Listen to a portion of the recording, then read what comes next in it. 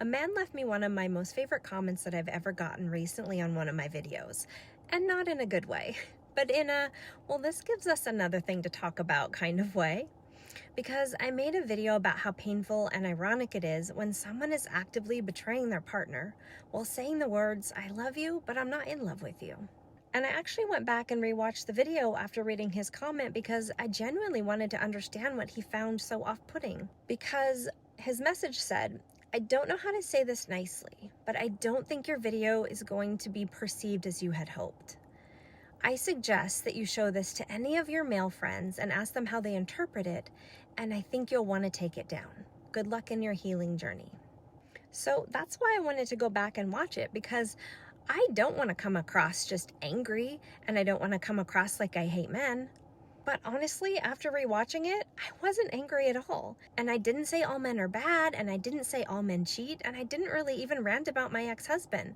I did talk about betrayal and accountability and how emotionally devastating it is when someone abandons a relationship while trying to frame themselves as a gentle victim of falling out of love. And still using the words, "I love you, but I'm not in love with you," because in that phrase is the words, "I love you." And betrayal is not love.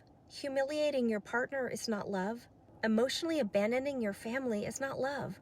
Watching someone carry the emotional weight of a relationship while you quietly check out is not love. And what fascinated me was that instead of him engaging in the actual conversation I was having, his response was basically, "You should ask your male friends how this comes across."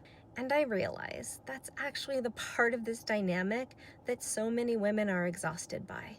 The feeling that even when we speak calmly about our own experiences, pain, and observations, we're still expected to filter them through male approval first.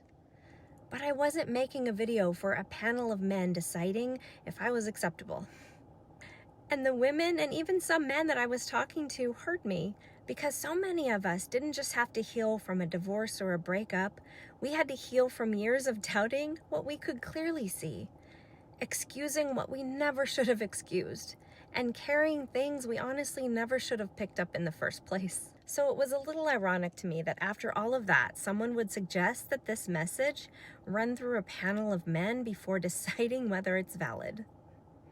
The women I was talking to don't need that message translated for them. They lived it. And I think my message hit a lot of hearts that needed to hear it. And not because women hate all men, but I think women are finally learning to trust their own voice again.